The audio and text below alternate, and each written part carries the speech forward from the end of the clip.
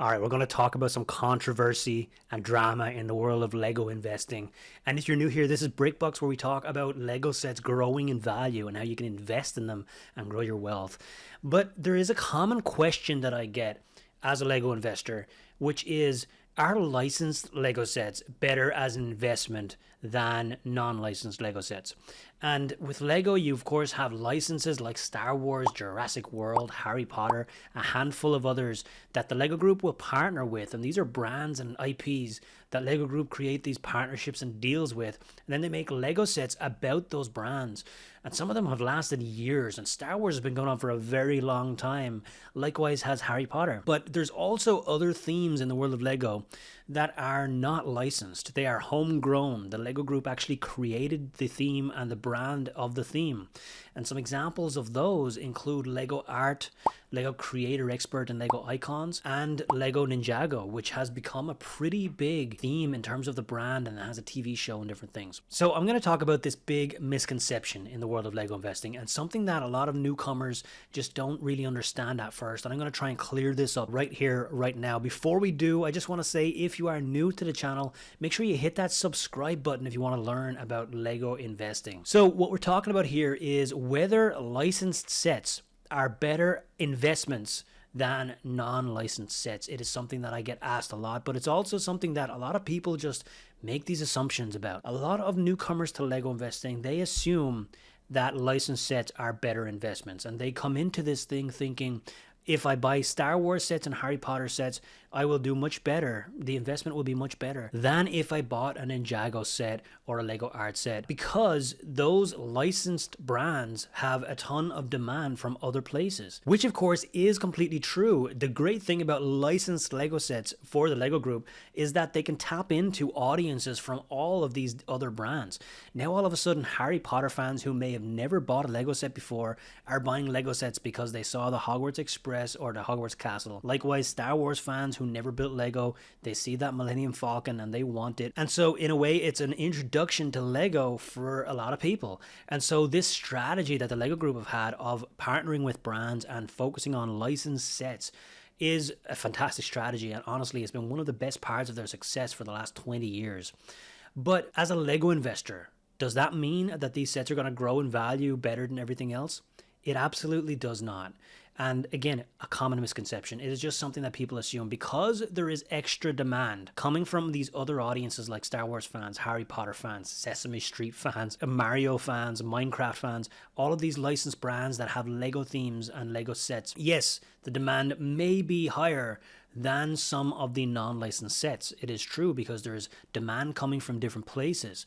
And so now some of these sets are faster sellers. So Star Wars, for example, is one of the best-selling Lego themes and has been for a very, very long time. But the thing is, just because there is extra places for demand to come from for a set, it does not mean that that is going to be a better performer in terms of a Lego investment. Because Lego investing depends on both supply and demand. Demand is one big part of it, but also we need low supply in the aftermarket for a set to grow in value.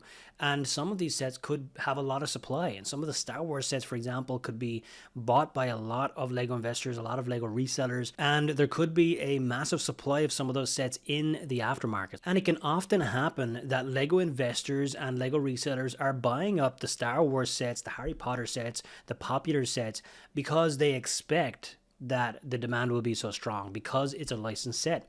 And so it's kind of like a knock-on effect where the fact that it's licensed leads to an oversupply in the aftermarket because resellers just think it's a sure thing. But if it is oversupplied in the aftermarket, it will not perform as well as a non-licensed set that has very little supply and still has really strong demand.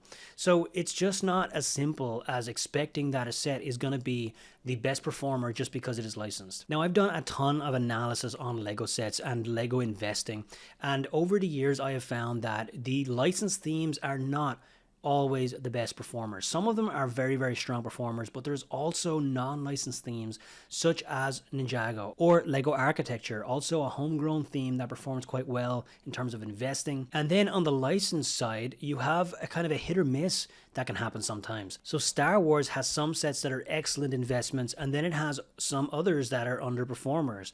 Likewise, Harry Potter, likewise Jurassic World, Minecraft, a lot of these licensed sets. So what's really going on here is that it is not about the license. It is not simply the fact that a set is licensed makes it a better investment than a non-licensed set.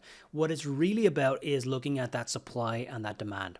Is the set in demand more than other sets? Is it in strong demand? Is it selling fast? Are people talking about it? Are people loving it? What is the demand like? Because that will tell us how likely it is to continue in the future. After the set retires, if the demand is still strong, that's what you want to see as a Lego investor. And then we also got to look at the supply. What is the supply like? Is it over hoarded? Are there tons of people out there buying it? Or is it flying under the radar? And with non-licensed sets, sometimes those under the radar sets can be more common. And then taking this a step further, we can start to ask, what are the things that are driving the supply and the demand? So things like collectability or things like the relevance to pop culture.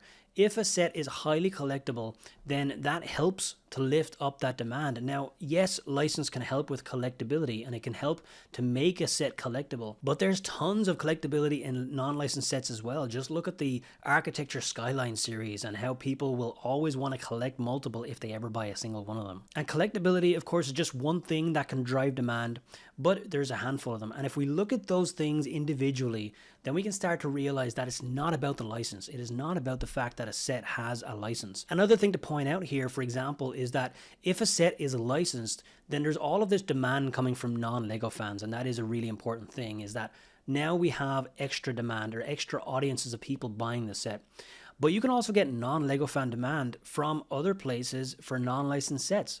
Bringing back that architecture example, we have tourists, right? Tourists who may have never built a Lego set in their entire life will buy some of those Lego architecture sets to remind themselves of that trip that they took to San Francisco.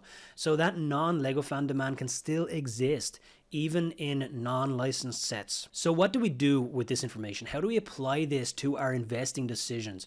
Well, firstly, please don't think that just because a set has a license or is based on a popular brand, that means it's going to be a winning set.